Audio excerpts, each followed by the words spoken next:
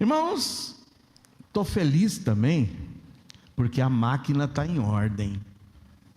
Eu compartilhei com os irmãos, lembra? Eu fiz a minha bateria de exames, fiz 3 exames do coração, fiz lá mais os exames de sangue, urina, PSA, tudo, e voltei no cardiologista, né? Levei os exames todos no envelope. Confesso aos irmãos, né? Eu dei a espiadinha antes, mas quem é que não espia o exame médico antes de levar para o médico, não é mesmo? E aí eu levei, ele chegou, pegou, vamos ver, mapa da pressão. Sua pressão está excelente, pá. Eco Doppler, excelente, pá. Ergométrico, uau, teu coração tá bom. Aliviei, né? Aí vamos ver, ácido úrico, colesterol, açúcar, excelente, pá. Vai com Deus. Daqui a 6 meses a gente se vê. Uau! Voltei radiante. Falei, louvado e bendito seja Deus. Dei a notícia para a Cida, ela se entristeceu. Ela falou, tua saúde está boa, é sinal que eu teria que te aturar mais um bom tempo, né? Estou brincando. Alegria, a minha alegria, a alegria dela. Eu estou dizendo isso para vocês porque, irmãos, nós precisamos cuidar da nossa saúde física. Você tem ido ao médico? Tem feito seus exames físicos? É importante ver se o teu corpo está em dia. Sabe, tem muita gente que fala, não, eu confio em Deus. A gente confia em Deus, é claro que confiamos, mas o que cabe a nós fazermos, o Senhor não vai fazer no nosso lugar, não. Mas, irmãos, é inegável que o ser humano, diferentemente do que toda outra criação, tem uma particularidade. Sabia? Nós fomos criados à imagem e semelhança de Deus. Nós temos um corpo físico, e o corpo físico é esse visível, palpável. Mas o corpo físico também tem partes que a gente não vê, mas que são palpáveis. Não vemos porque está no nosso interior. Nós temos aqui órgãos, você tem um coração, você tem rim, você tem baço, você tem fígado, você tem pulmão, você tem veias, artérias, músculos, você não vê, mas estão aqui dentro, e a gente precisa cuidar de tudo isso. A gente precisa sim, confiar em Deus, mas fazer a nossa parte. Faça seus exames clínicos, médicos, cuide da sua saúde, porque essa é uma responsabilidade que nós, filhos de Deus, temos. Nosso corpo é o quê? Se não um templo do Espírito Santo. Precisamos zelar da nossa saúde física. Mas como eu disse para vocês, diferentemente de toda outra criação, nós temos o que a Bíblia chama de um homem interior. A gente tem um homem exterior, visível, palpável, carne. A Bíblia chama esse homem exterior de carne. Mas nós temos um homem interior. Eu não estou falando de pulmão, de coração, de rim, de baço, de vesícula, nada disso. Eu estou falando de um homem interior invisível e não palpável. Diferentemente de qualquer outra criação de Deus, o homem possui um homem interior. E quando eu digo homem, eu estou falando você, mulher, e você, homem. Existe um homem interior. Vamos descobrir um pouco o que é esse homem interior e o que é esse homem exterior dentro das palavras do apóstolo Paulo. Quando ele escreve aos Romanos, lá no capítulo 7, e se você quiser acompanhar a leitura comigo, pode fazê-lo. Lá em Romanos 7, a partir do versículo 19, Paulo fala sobre uma guerra que a gente trava entre o homem exterior e o homem interior. Olha o que Paulo nos diz: porque não faço o bem que quero, mas o mal que não quero, esse faço. Ora, se eu faço o que não quero, já o não faço eu, mas o pecado que habita em mim. Quando há esse conflito de vontade, quando você sabe o que deve ser feito e não o faz, a culpa é do pecado que em nós habita. Porque o pecado tem a característica de plantar no nosso coração a rebeldia. e nos rebelarmos contra o governo de Deus em nossas vidas. É a tendência de ir na mão contrária da que Deus nos indica. E aí Paulo continua dizendo: acho então essa lei em mim, que quando quero fazer o bem, o mal está comigo. E aí ele diz e dá uma primeira definição, porque segundo o homem interior, olha, homem interior, tem o prazer na lei de Deus. Ele está falando sobre o homem interior, e aqui a gente vai expandir um pouquinho mais isso. Independentemente também da concepção que você tenha do que é o homem interior, a Bíblia chama esse homem interior muitas vezes de alma, chama muitas vezes de espírito, chama muitas vezes de mente, de entendimento, chama até de coração, no sentido não do órgão coração, mas sim daquilo que nos impulsiona a tentar satisfazer as nossas vontades. Então esse homem interior, Paulo está dizendo, tem até o desejo de ter prazer na lei de Deus. É o prazer espiritual, o bem-estar que deve lhe trazer em fazer o bem. Olha, quando a gente pratica o bem, isso independente da sua fé, se você é cristão ou não, fazer o bem nos traz satisfação, realização. E Paulo diz, segundo o homem interior, eu tenho prazer na lei de Deus, mas vejo nos meus membros outra lei, que batalha contra a lei do meu entendimento, homem interior, e me prende debaixo da lei do pecado que está nos meus membros. Nota, o pecado, Paulo está nos dizendo que é algo próprio do homem exterior, da carne, da satisfação da nossa carne. Por que você passa horas malhando? Muitas vezes não é só pelo bem-estar físico, mas pelo bem-estar o quê?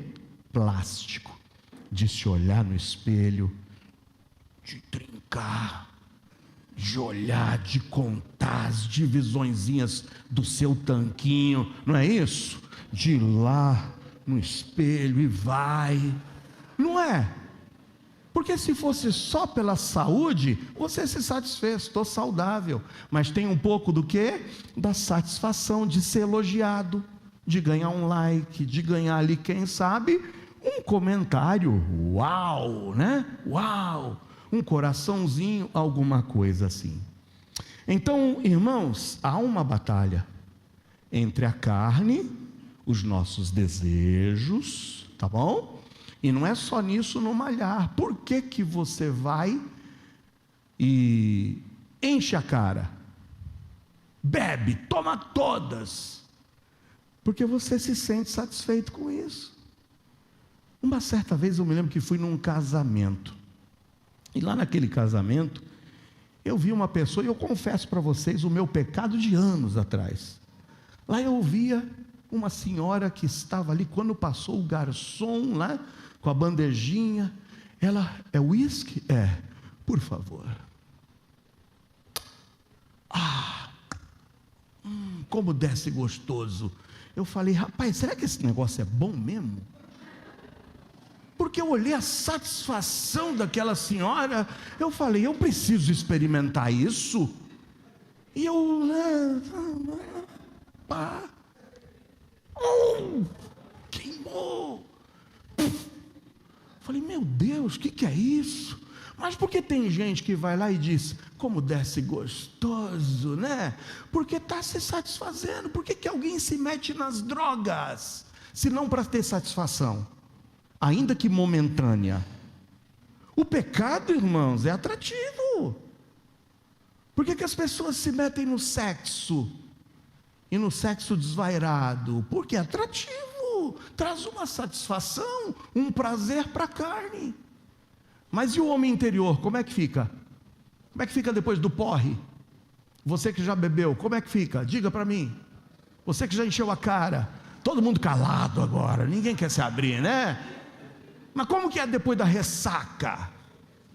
Cadê a alegria, a felicidade? Então, irmãos, há essa guerra entre o homem exterior e o interior. Paulo expande um pouquinho mais esse tema. Vai comigo na segunda de Paulo aos Coríntios 4,16. Eu tento pegar os irmãos em alguns momentos, mas os irmãos são escolados, né?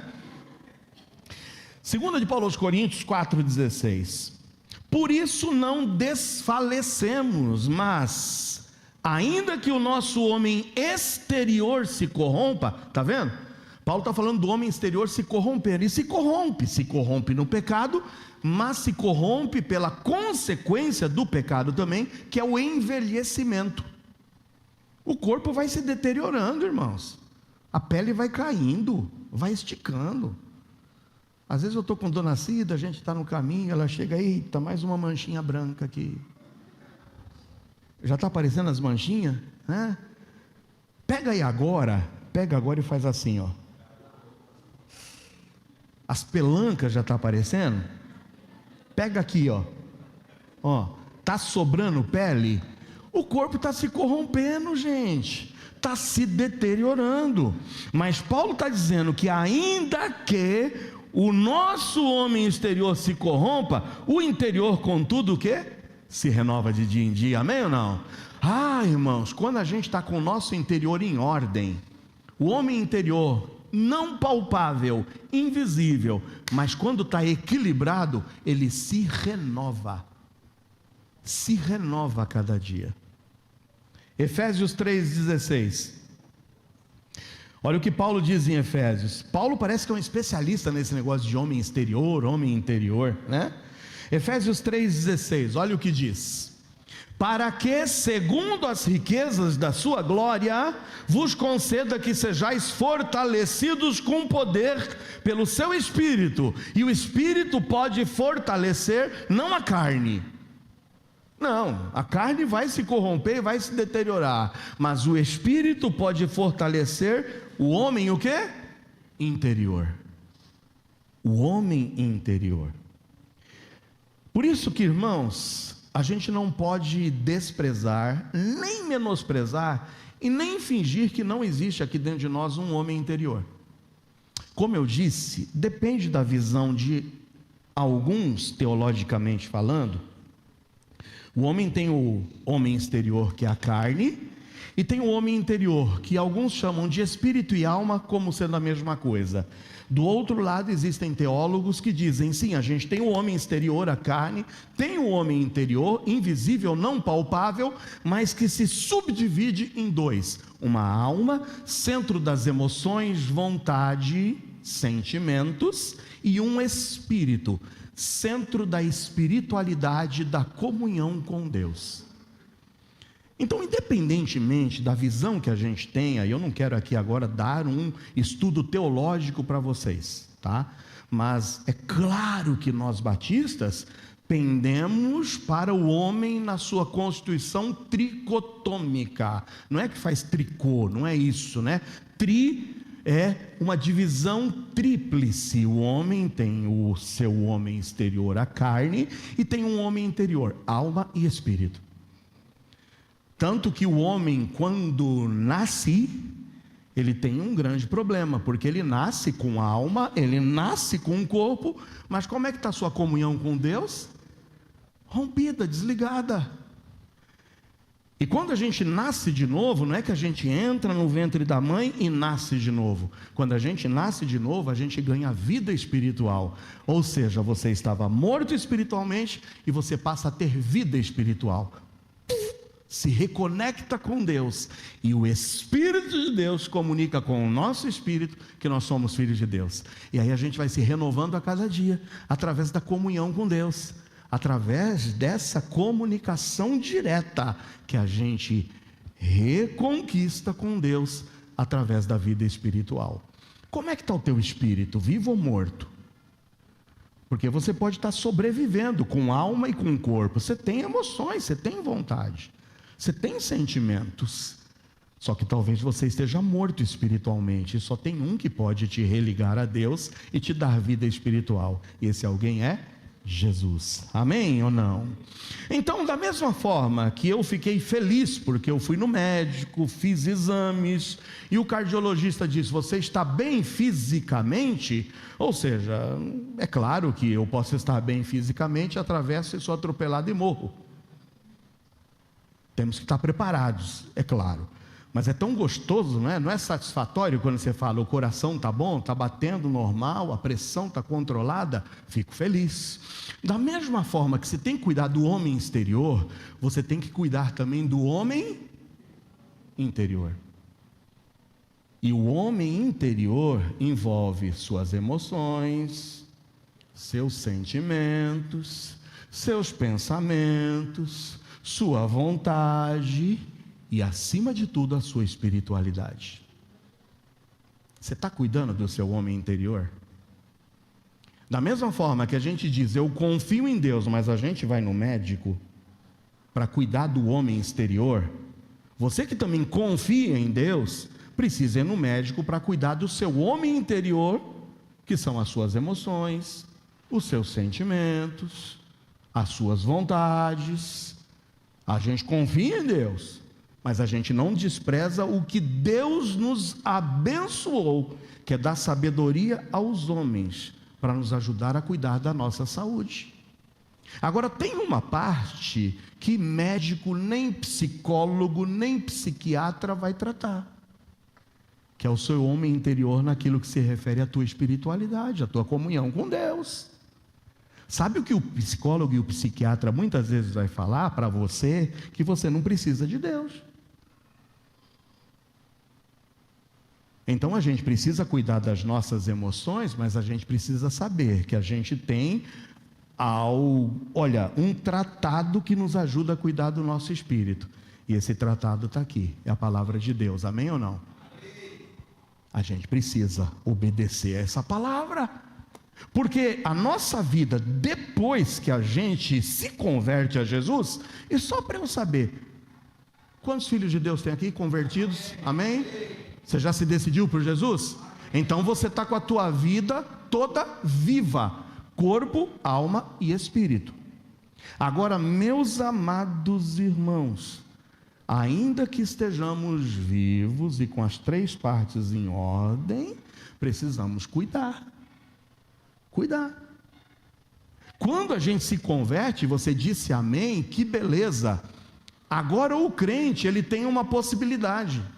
Porque antes de se converter a Jesus, o homem é levado, guiado só por suas emoções e por sua vontade. Como é que o espírito está? Morto. Então você vai só por suas emoções, você é racional, você é sentimental, você é emocional, emotivo. Eu não sei, alguns mais racionais, outros mais emotivos, mas quem está te guiando é a sua alma, e que se satisfaz muitas vezes através da carne estar bem. Só que quando a gente se converte, a gente ganha mais uma força para nos ajudar nas nossas decisões. E que força, hein? Porque quando a gente revive espiritualmente, a gente tem agora o Espírito de Deus se comunicando com a gente. As nossas decisões não são só racionais, emocionais, sentimentais ou simplesmente volitivas, levadas por nossa vontade, mas a gente ganha agora um Espírito de Deus se comunicando com a gente, para que as nossas decisões também possam ser, e acima de tudo o que? Espirituais. Não é mais a minha vontade, mas é o que a Bíblia diz.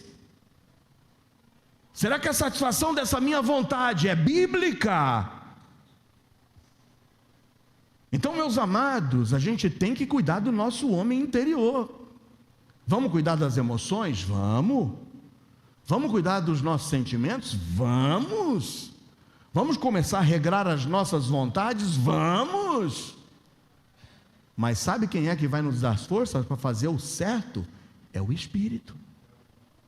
Você tem buscado os conselhos da palavra?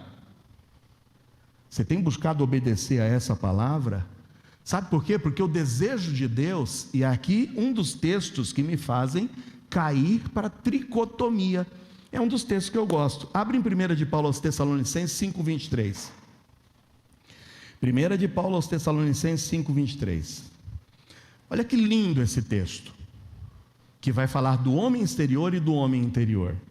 O mesmo Deus de paz vos santifique em tudo, e todo vosso, lê comigo, todo vosso, não ouvi, todo vosso, e o que mais, e o que mais? Corpo, sejam plenamente conservados e irrepreensíveis para a vinda de nosso Senhor Jesus Cristo. Olha, vamos fazer de conta? Cristo volta hoje às 8 horas. Como é que está o teu corpo? Você está cuidando dele? Você pode se apresentar diante de Deus e falar: não, Senhor, eu cuidei sim.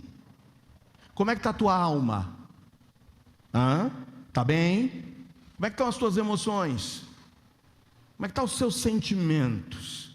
Como é que estão as suas memórias? Como é que está a tua vontade?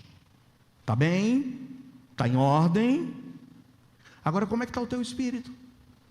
Como é que está a tua busca de Deus? Como é que está a tua alegria na salvação?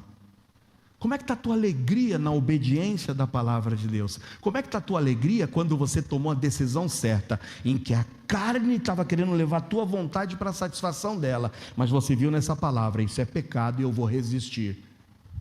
E quando você resistiu e fugiu do pecado, o Espírito se alegra, porque o Espírito Santo está lá dizendo: valeu, você conseguiu. E você se alegra também? Porque venceu o pecado? Corpo, alma e espírito precisam ser apresentados diante de Deus. De que forma? Irrepreensíveis e conservados. Irmãos, a pandemia teve um impacto significativo na saúde física do homem exterior. Eu me recordo quando o irmão Zaqueu foi contagiado pela Covid. Lembra, irmão Zaqueu? Lembra, irmã Marta? Irmão Zaqueu, que é pouco ansioso, né? Quando pegou lá a Covid, que teve que ir para o hospital, aí que teve que ficar lá em observação, e que o médico disse para ele: se a tua saturação não melhorar, nós vamos ter que entubar. Como é que você fala isso para um homem ansioso? Mas eu sei que a boa mão do Senhor esteve com o irmão Zaqueu, não foi? Quando o médico passou lá e falou: uau, tua saturação melhorou, não teremos que entubar, e teremos é que lhe dar alta. Aleluia, louvado seja o Senhor. E ele voltou para casa. Mas o irmão Zaqueu é um dos que se contagiaram com a Covid. Quantos aqui pegaram Covid? Quantos de vocês que levantaram a mão reconhecem que alguma sequela parece que ficou? Parece que eu não sou o mesmo. Parece que às vezes eu subo uma escada e eu ainda sinto um leve cansaço, porque teve alguns que apresentaram algumas sequelas. A Covid veio, irmãos, para detonar com pulmões, com rins, com o fígado de alguns, e veio levar a vida de alguns. Então a Covid veio fazer aqui, irmãos, um estrago no homem exterior. Mas sabia que também fez estrago no homem interior? Nas emoções, nos sentimentos. Segundo uma pesquisa realizada pela Fiocruz, em convênio com a Universidade Federal de Minas Gerais, 40% das pessoas que foram entrevistadas relataram que a Covid trouxe para ele um aumento de crises de ansiedade. Trouxe um aumento de crises e sintomas de depressão. Tudo isso em virtude de quê? Do isolamento, da crise econômica.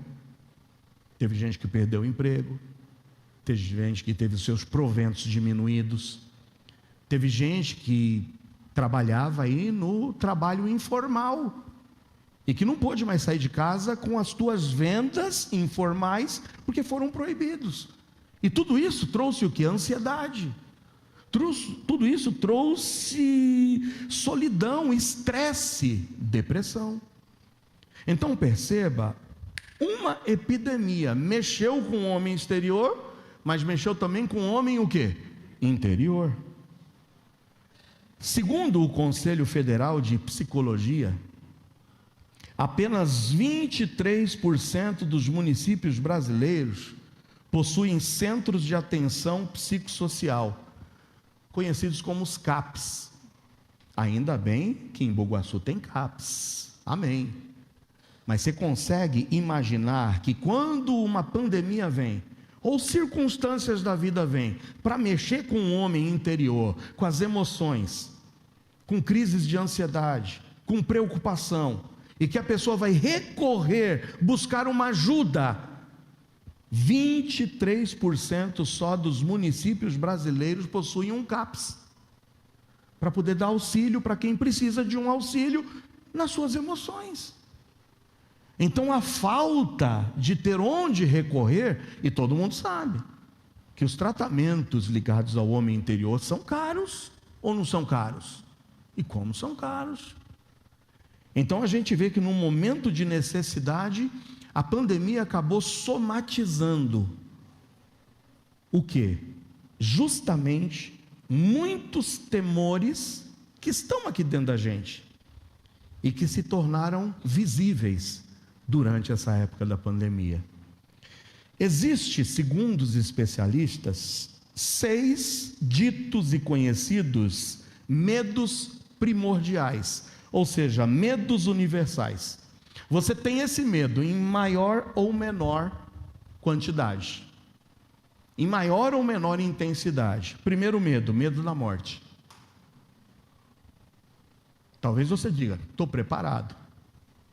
E sabe uma das coisas que tira o medo da morte do ser humano? A certeza de para onde ele vai. Quem sabe para onde vai se morrer agora? Quem tem certeza absoluta que vai para o céu? Pelo menos ao saber do destino, isso já nos acalma e tira um pouco do medo da morte. Só que tem muita gente que tem medo da morte, porque a morte é inevitável, e muitas pessoas temem porque não sabem o que vai acontecer depois da morte. Mas eu posso dizer como Paulo dizia, eu sei em quem eu tenho crido, estou bem certo que é poderoso para guardar o meu depósito aquele dia, amém ou não? É assim. A gente pode dizer como Paulo, que dizia, olha, eu não sei se eu quero morrer ou se eu quero ficar vivo, uma coisa eu sei, que o meu desejo é partir e estar com o Senhor, o que é absolutamente muito melhor do que aqui ficar. Quando a gente consegue ter essa paz e essa segurança, a gente vence um pouco do medo da morte. Se você ainda tem medo de morrer, talvez é por tua incerteza de o que acontece depois da morte. Eu sei que a gente às vezes tem aquele temor de morrer, eu não digo nem temor, é a preocupação, poxa, como é que vai ficar minha esposa, como é que fica o meu esposo, como é que ficam os meus filhos, eu tinha tantos sonhos a realizar, isso é outra coisa, mas eu estou falando de medo, de pavor, de paura, só de pensar na morte. O segundo medo, dito universal, é o medo do desconhecido. E o que é o medo do desconhecido? É, por exemplo, o medo do escuro. Se eu entrar aqui, está tudo escuro, o que tem lá? Ai, eu tenho medo. O medo do futuro. Isso dá até música. O que será amanhã? Responda quem puder. O que irá me acontecer? O meu destino será como Deus quiser. Lembra dessa música? É o medo do futuro, do desconhecido. O que vai ser amanhã? Terceiro medo é o medo do abandono, que também é conhecido como o medo da rejeição. Porque nós que somos seres sociais, nós temos uma necessidade básica de conexão, de pertencimento, de fazer parte de um grupo. E quando a gente se sente sozinho, abandonado, rejeitado, quem não tem esse medo? Você já sentiu aquele medo? E eu vou falar para os meninos aqui agora, que na época em que eu era mais coisa de menino, né? Vamos lá, vamos dividir os times. Capitão para cá, capitão para lá, vai escolhendo. Vem Zé para cá, vem o Luiz para cá, vem o Mané para cá, vem o João para cá. E você vai ficando. Você vai ficando. Você fala, será que eu vou ficar por último? E aí você vê ainda que estamos em número ímpar, um vai ter que sobrar. E aí você fala, será que sou eu que vou sobrar? Você já sentiu? Isso é bom, irmãos? Ser o último a ser escolhido? E porque não tinha mais opção? Ainda chega assim mesmo? Já foi todo mundo, né? Só sobrou o Joel. Ah, vai, vem você mesmo, vai. Não é? É o medo dessa rejeição, do abandono, o medo de perder o controle. Você já teve o medo de perder o controle da situação? Está nas minhas mãos isso aqui, mas quando sai das tuas mãos, como é que é? Confiar nos outros. Eu quero ter o controle. Ah não, eu quero estar dirigindo, sai daí, dá o volante para mim, eu quero dirigir. E como é que é quando você tem que sentar no banco do passageiro? E você não está com o controle da situação, principalmente se o outro for barbeiro. O medo de sofrer, medo de ficar sofrendo. Eu sei que você tem disso, irmãos, eu já falei isso quantas vezes, e eu acho que você também. Olha, se você tivesse que escolher entre morrer instantaneamente ou passar um mês sofrendo em cima de uma cama para depois morrer depois de um mês, o que você prefere? É claro, irmão, quem gosta de sofrer? A nossa oração sempre não é essa: ô Senhor, não me deixa sofrer não, eu não quero ficar sofrendo, nem você sofrer por você, e nem você sofrer, quem sabe, pela perda de alguém que você ama. O medo de sofrer é um medo universal. E por último, o medo do fracasso, o medo de fracassar. Será que vai dar certo? Será que eu vou conseguir? Você faz o vestibular, né, irmã Ana? Qual é a satisfação de olhar e ver o seu nome na lista? Uau! E quando você vai olhar e não encontra o teu nome na lista? O medo do fracasso. O que eu vou dizer? Todo mundo depositou confiança em mim, todo mundo acreditava que ia dar certo. Olha quantas pessoas eu vou decepcionar. O medo do fracasso é um medo que se potencializou também diante de uma catástrofe como foi a pandemia. Embora esses medos possam variar em intensidade de pessoa para pessoa, eles são preocupações comuns que fazem parte da experiência humana, e que diante de todas essas situações atemorizantes, muitos precisam hoje, e talvez você hoje aqui, precisa ser curado no seu interior, desses medos e dessas situações. E a gente precisa reconhecer que da mesma forma que a gente precisa zelar pelo corpo exterior, a gente precisa cuidar também do nosso homem interior. E para entendermos isso, e eu não estou aqui, irmãos, jogando por terra nada de ajuda que você possa buscar na ciência para ajudar você no controle das suas emoções. Faça isso. Faça isso. Mas tem algo que nenhuma ciência pode fazer na sua vida. E isso que nenhuma ciência pode fazer na sua vida, eu quero te apresentar alguém que pode fazê-lo. E esse alguém é Jesus. Amém ou não?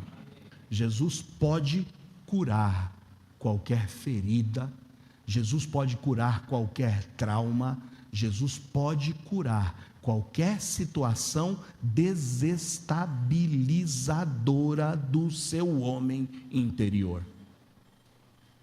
Quando todos dizem não, Jesus, quando diz sim, agindo ele, ninguém impede.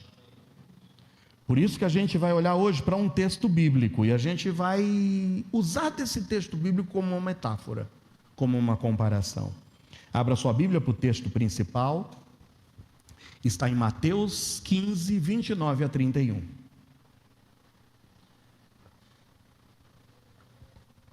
Quem está comigo até agora, diga amém. Quem dormiu, diga amém. Se dormiu, não vai dizer amém, né?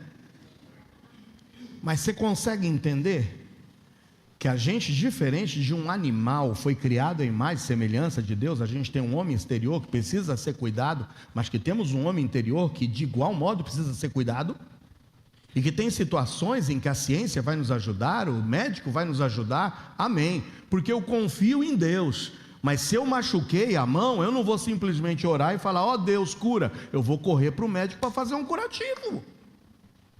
E da mesma forma, se eu sei que eu tenho problemas e dificuldades no meu homem interior, eu vou buscar ajuda. Mas tanto em problemas do homem exterior, como em problemas do homem interior, tem um que pode nos ajudar, e esse é infalível, e esse alguém é Jesus. Olha o que diz em Mateus 15, 29 a 31. Partindo Jesus dali, veio ao mar da Galileia, e subindo a um monte, assentou-se lá. E vieram a ele grandes multidões, que traziam consigo coxos, cegos, mudos e aleijados. Hoje nós vamos usar essas 4 classes de enfermidades como uma metáfora para que Deus fale aos nossos corações. Quem eram os doentes que foram levados aos pés de Jesus? Coxos, cegos, mudos e aleijados. E outros muitos, e os lançaram aos pés de Jesus, e ele os sarou, aleluia, ele os sarou. E você tem fé de que Jesus pode sarar você também ou não? Você confia que Jesus pode te curar, tanto no exterior como no interior, amém ou não? Jesus continua sendo o mesmo ontem, hoje, e continuará sendo, para sempre. De tal sorte que a multidão se maravilhou, vendo os mudos falando, os aleijados sãos, os coxos andando, os cegos vendo. E qual foi o resultado? Glorificavam o Deus de Israel. Louvado e bendito seja o Senhor. Jesus sempre expressava verdades espirituais em cada milagre ou cura que ele realizava. Sabia? Cada cura, cada milagre, Jesus sempre espiritualizava, ou seja, trazia uma aplicação prática para nossas vidas. Exemplo, ele multiplica os pães e os peixes, ele alimenta a multidão, e ele diz que da mesma forma que o pão alimenta o nosso corpo físico, ele também era o pão da vida, e quem dele comesse jamais teria o quê? Fome. Ele espiritualizou. Jesus é um pão que a gente come? Não. Mas ele diz, da mesma forma que o pão sacia a fome, eu também sacio a tua fome espiritual e interior.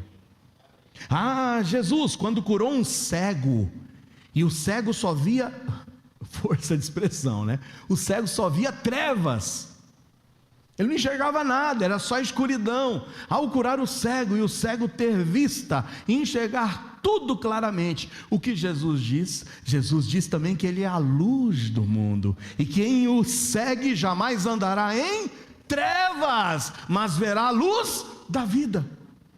Jesus realiza um milagre palpável, real, mas ele faz uma aplicação espiritual.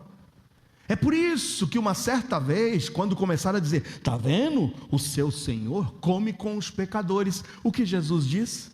Os sãos não necessitam de médico, mas sim os doentes. Por isso que eu não vim chamar justos que não precisam de médico, mas eu vim chamar pecadores ao arrependimento, doentes que precisam se arrepender. Então Jesus sempre fazia uma aplicação espiritual na realização dos seus milagres. Por isso hoje iremos usar de uma aplicação espiritual desse texto bíblico, percebendo que da mesma forma que no meio daquela multidão existiam pessoas doentes fisicamente, precisando de cura, hoje aqui no nosso meio nós temos também pessoas que necessitam de cura. E a tua cura não é exterior, a tua cura é interior. E você precisa reconhecer isso. Em todas essas curas literais, vemos não apenas a restauração física, mas também um simbolismo profundo de necessidades espirituais e emocionais que todos nós enfrentamos, sendo supridas por Jesus. No versículo 30 diz: vieram a ele grandes multidões que traziam consigo coxos, cegos, mudos, aleijados e outros muitos, e os lançaram aos pés de Jesus. Quando eu li esse texto, sabe o que me veio à mente?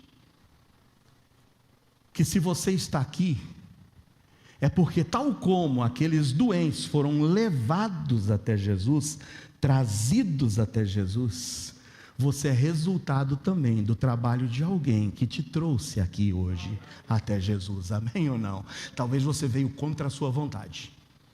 Talvez tenha uma esposa que chegou e falou: vamos hoje para a igreja, vamos comigo. Talvez tenha esposo aqui que só está aqui porque a esposa orou e te trouxe aqui, ou vice-versa. Tem esposa que está aqui hoje porque o esposo insistiu. Tem mãe que está aqui porque o filho investiu. Tem filho que hoje está aqui porque o pai tem dobrado os joelhos e orado.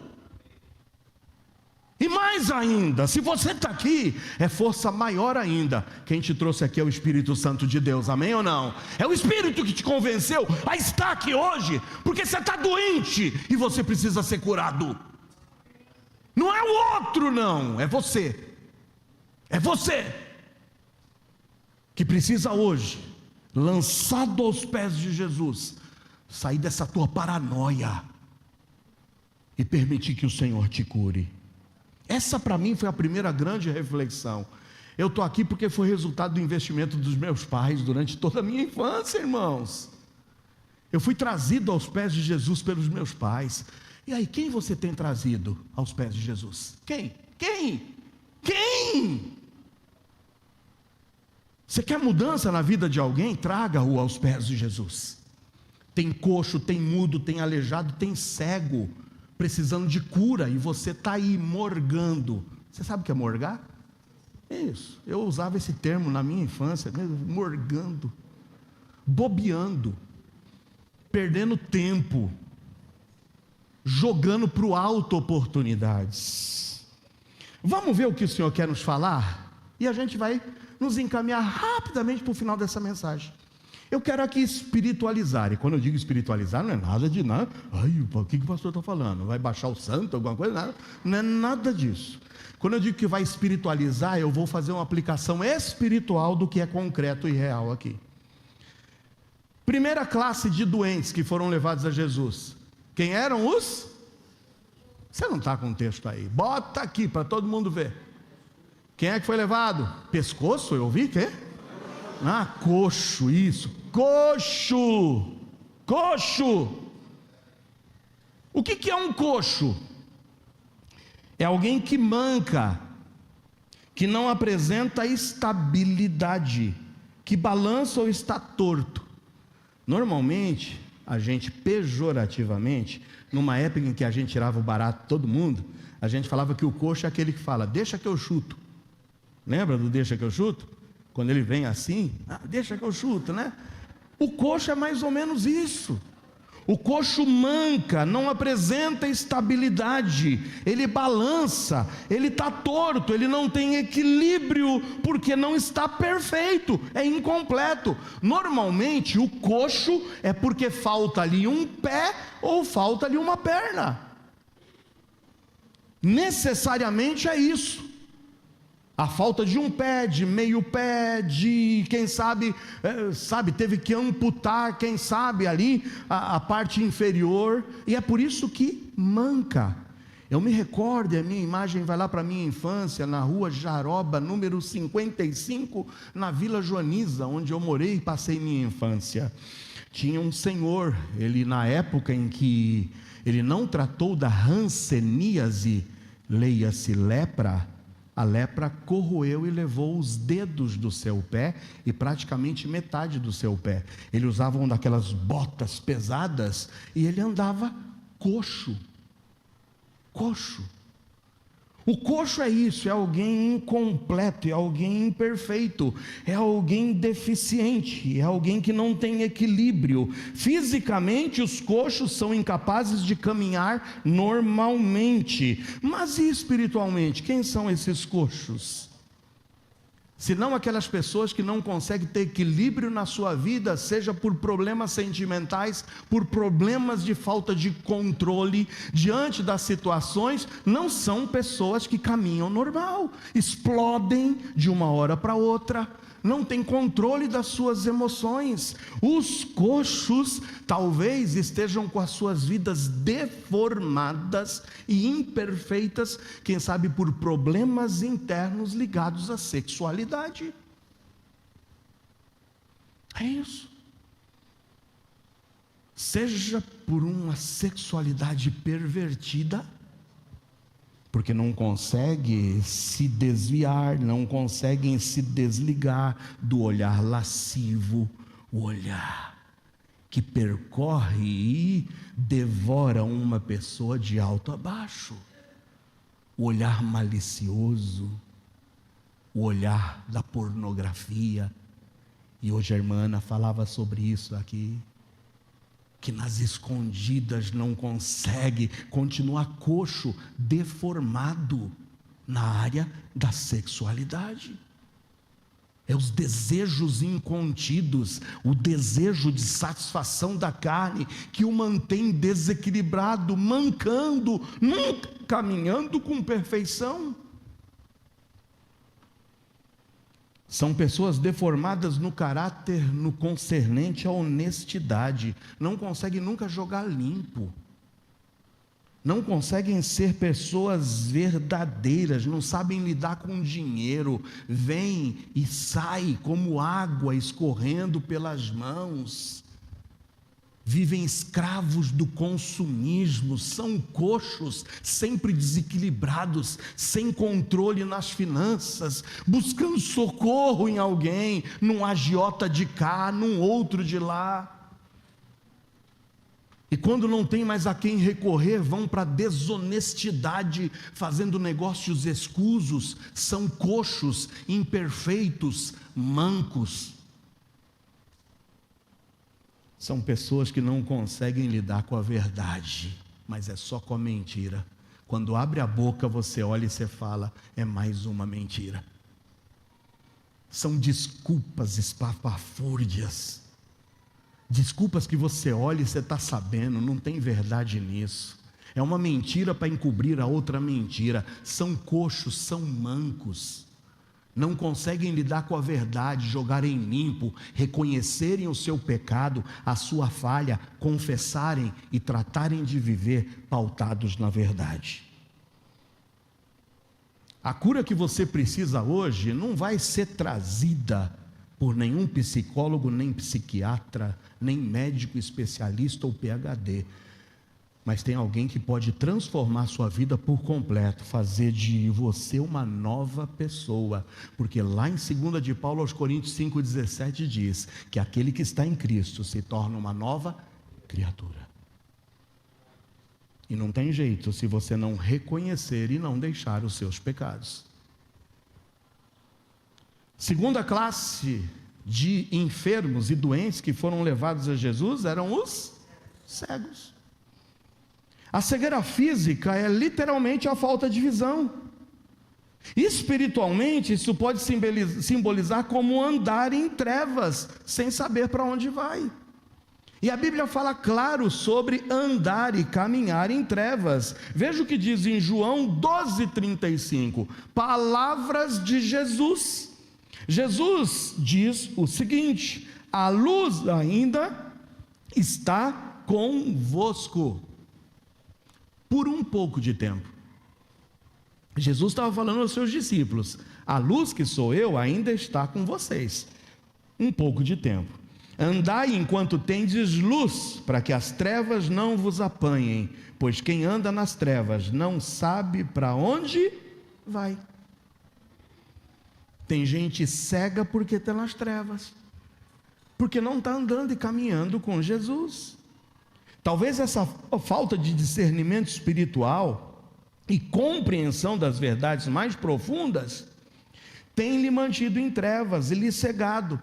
É a procrastinação, ou seja, deixar para depois o que você tem que fazer hoje, o que precisa ser feito hoje, esperando do próximo a iniciativa. Ah não, é ele quem tem que me procurar, é ela quem tem que me procurar, é ela quem tem que tomar a iniciativa. Tome a iniciativa você, em nome de Jesus, para a paz e para os seus olhos serem abertos. O ódio nos cega. Na 1 de João 2,11, o apóstolo João nos diz, primeira carta de João 2,11, mas aquele que odeia seu irmão, ele está em que situação? Trevas, e não sabe para onde deva ir, porque as trevas lhe cegaram os olhos. O que você sente quando vê aquele irmão teu em Cristo? Ódio? Raiva? A tua pressão sobe? Os teus olhos começam a piscar? O que você está alimentando no teu coração contra o teu próximo? O ódio cega. E sabe quem vai resolver isso? Só tem um que pode resolver isso. É Jesus. É Jesus. A hipocrisia cega. Olha o que diz em Mateus 23, 25 e 26. Eu vou jogar uma pérola aqui, tá? Talvez você está aqui dizendo: ah, se fulano tivesse aqui para ouvir isso hoje. Você está pensando nisso?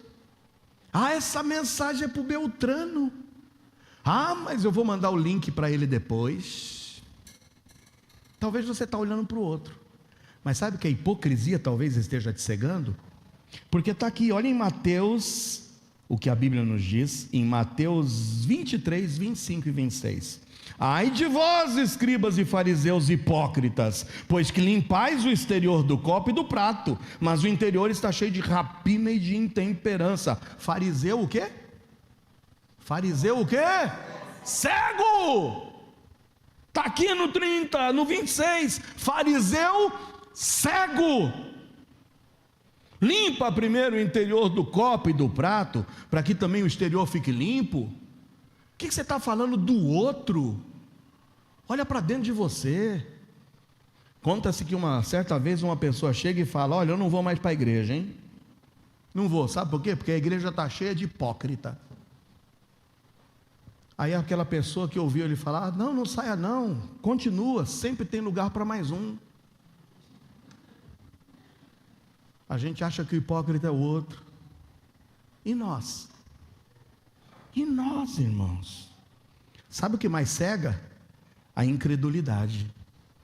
Olha o que diz na segunda, de Paulo aos Coríntios 4:4. Segunda de Paulo aos Coríntios 4:4. Nos quais o Deus desse século cegou os entendimentos dos incrédulos. Não crer em Jesus, não crer na palavra, o torna cego. E o diabo só tem uma intenção nisso: é para que lhes não resplandeça a luz do Evangelho da glória de Cristo, que é a imagem de Deus. A cura interior significa ganhar uma visão clara da vida, propósito e da vontade de Deus. É perdoar quem precisa ser perdoado. É perdoar quem precisa ser perdoado. É deixar de cobrar de quem não deve ser cobrado. É deixar de lado a hipocrisia e deixar que a luz de Jesus resplandeça e nos dê vista. É deixar de ser incrédulo para passar a ser crente em nome de Jesus. Será que nós não estamos precisando de cura porque estamos cegos? Ô meu irmão, tira a trave que está no teu olho, antes de ficar falando do argueiro, do cisquinho que está no olho do teu irmão. Terceira classe de pessoas que foram levadas e lançadas aos pés de Jesus. Já vimos os coxos, já vimos os cegos. Quem são os terceiros? Não entendi. Mudos. Ah, é, porque vocês estão mudos, por isso que vocês não falaram. Mudos! A mudez física impede a comunicação verbal. E espiritualmente isso pode refletir na incapacidade de expressar emoções, de expressar necessidades ou de expressar sua própria fé. Quantos crentes mudos que não expressam a sua fé?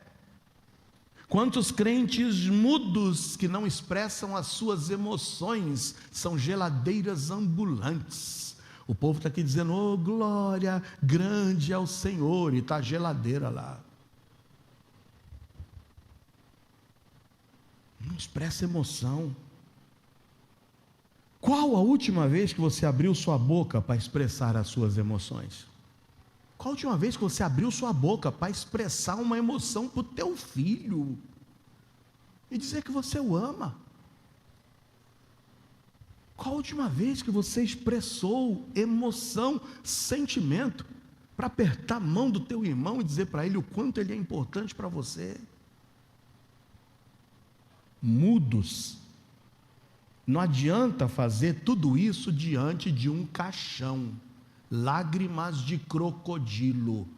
Tem filhos que podem fazer isso em vida para os seus pais, estão tratando seus pais com indiferença, estão tratando seus pais com desprezo, e um dia vão estar lá no caixão,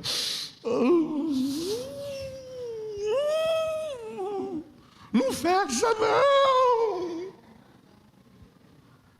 Faça isso em vida, em nome de Jesus, amém ou não? Faça em vida. Faça em vida. Maridos mudos, não tem iniciativa, e quando o marido não tem iniciativa, alguém tem que ter.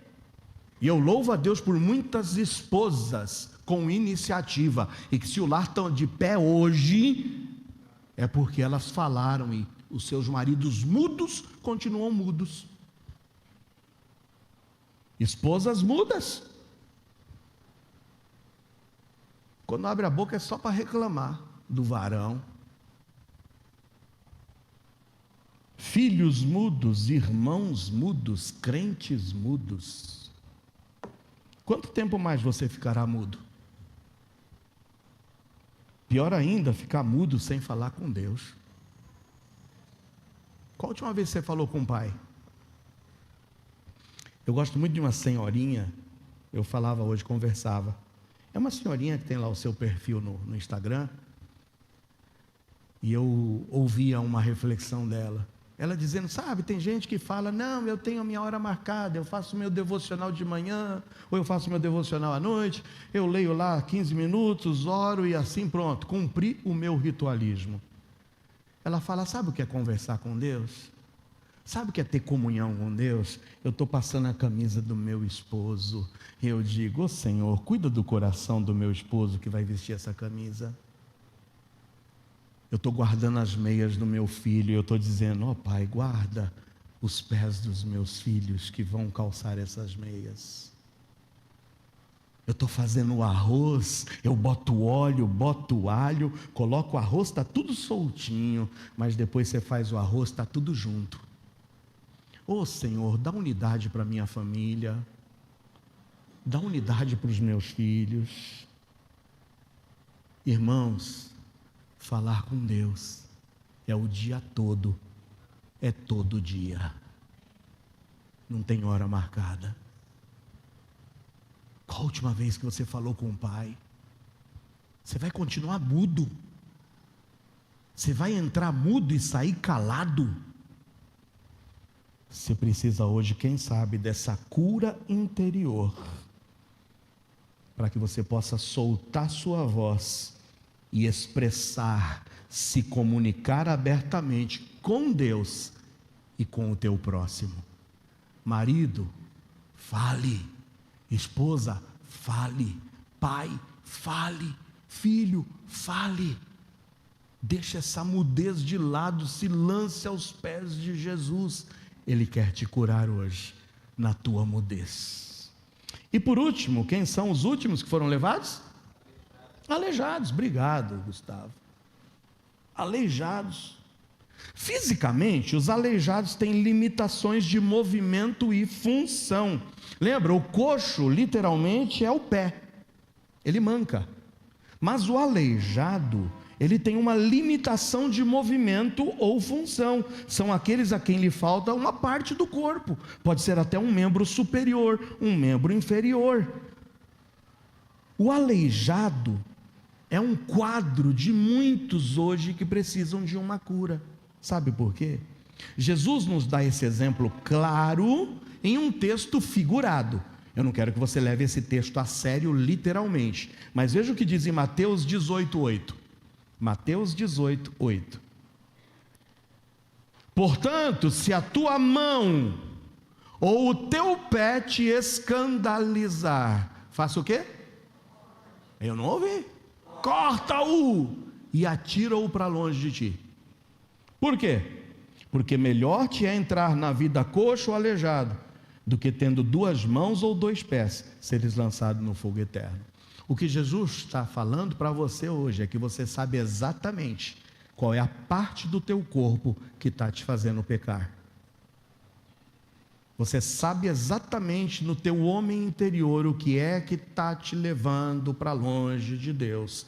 Corta isso. E cortar é interrompa isso de uma vez por todas. Corta isso da tua vida. Se você não sabe lidar com isso, joga para longe. Mas não brinca com o pecado. Mais ainda, todo homem sem Jesus é incompleto, porque sem Jesus falta paz, falta amor, falta alegria, falta satisfação, falta esperança, falta. Mas mais ainda, falta a possibilidade de entrar no reino de Deus. Em João 3,5, Jesus respondeu a Nicodemos: na verdade te digo que aquele que não nascer da água e do Espírito não pode entrar no reino de Deus. Não entra porque é coxo, não entra porque é cego, não entra porque é mudo, não entra porque é aleijado. Você reconhece que precisa de cura hoje? Você vai sair daqui como hoje? Do mesmo jeito que entrou? Eu concluo tudo dizendo que hoje vimos que, da mesma forma que no meio daquela multidão existiam pessoas fisicamente precisando de cura, hoje aqui nessa multidão tem gente precisando de cura, mas aqui dentro. Assim como Jesus curou aqueles que estavam fisicamente doentes e deficientes, Ele também deseja curar as nossas feridas interiores e nos libertar, quebrar essas amarras que têm nos impedido de viver uma vida espiritual em abundância. Talvez hoje você reconheça que é um coxo deformado no seu caráter e que você precisa perdoar, ser perdoado e deixar a mentira de lado.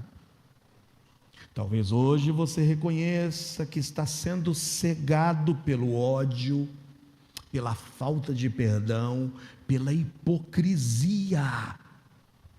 Talvez hoje você reconhece que precisa de cura, porque você tem se mostrado mudo com o seu cônjuge, mudo com o seu pai, mudo com o seu filho, mudo com o seu irmão. É dia de restaurar as relações.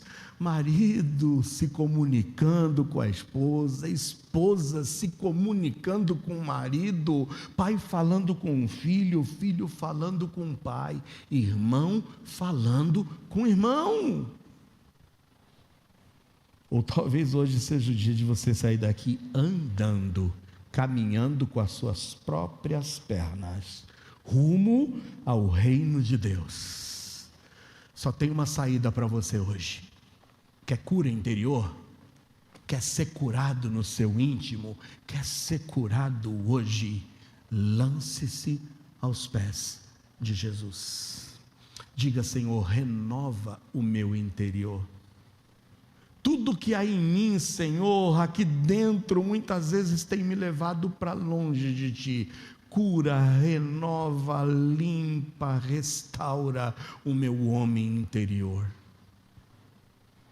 Ó Deus, faça uma obra grande na minha vida hoje.